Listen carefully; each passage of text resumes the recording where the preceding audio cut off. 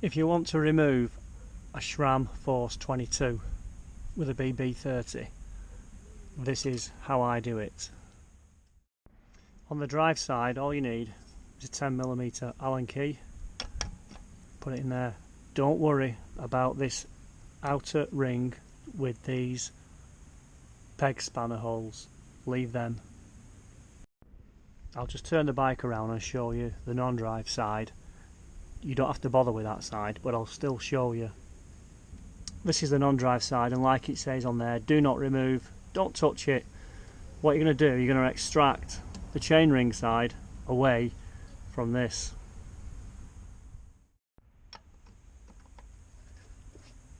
And all we're going to do is turn that anti-clockwise. It may need a bit of force. There you go. And then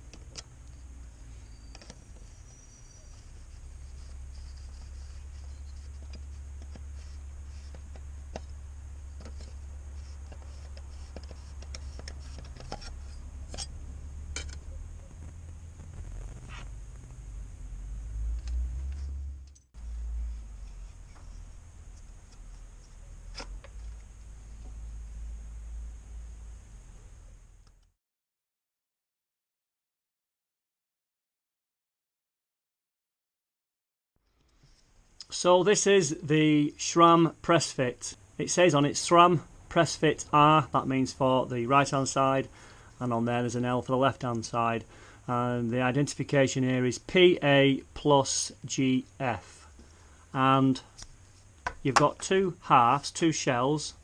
One will be the drive side, one will be the non-drive side. So looking at them, they are a standard part.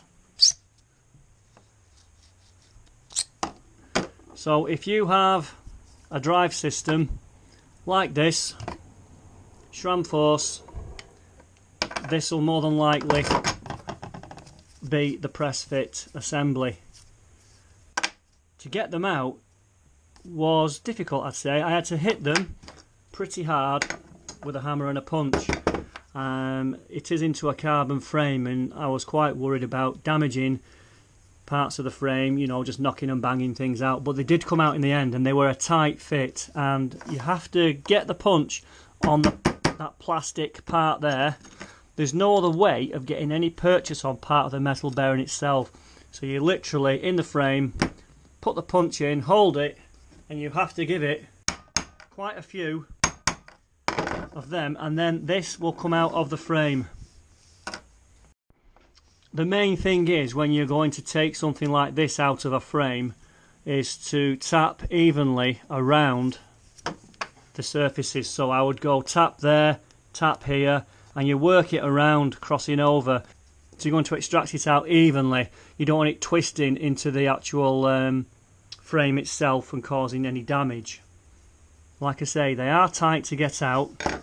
These bearings here can't be replaced. So what you do, you go and buy a complete new product ready to be assembled. So that will be the new product. I'm just looking at these two. This is the new part. This one on it actually says February 18. The original part was May 2015. So there is a slight difference in design. As you can see there, different heights, but they should both go back in the frame. Same.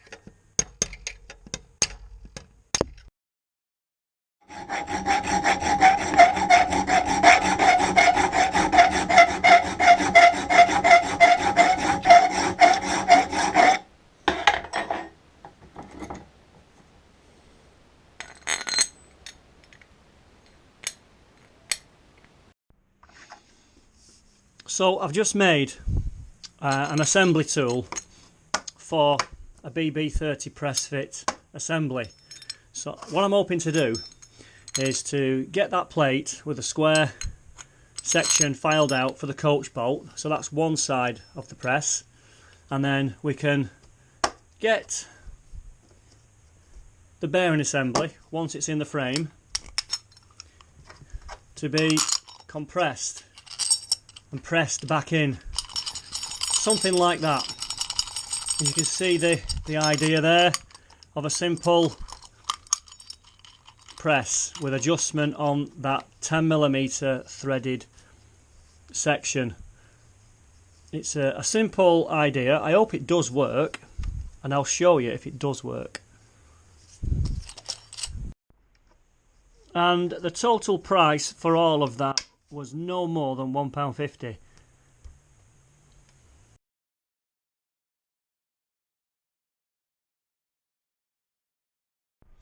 So if I get one side fitted in, the other one there, washer, and then that nut,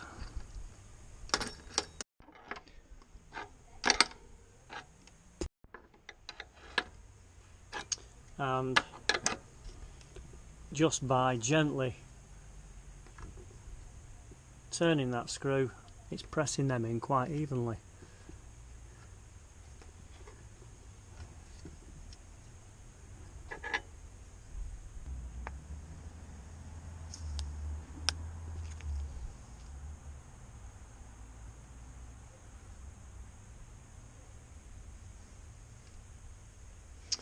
There it is fitted. I'll just put some grease around that bearing, and that's the outer protection cover.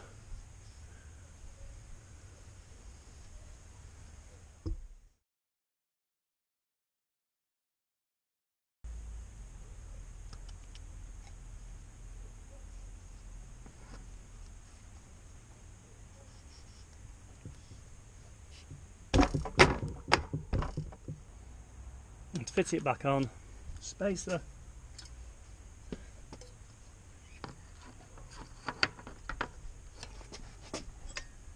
and then just tighten it back up.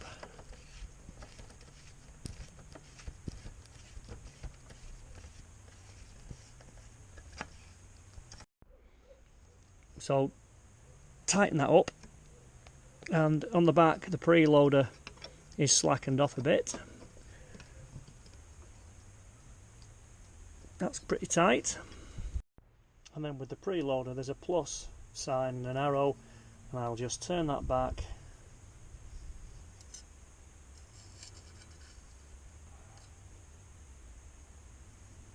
just to there.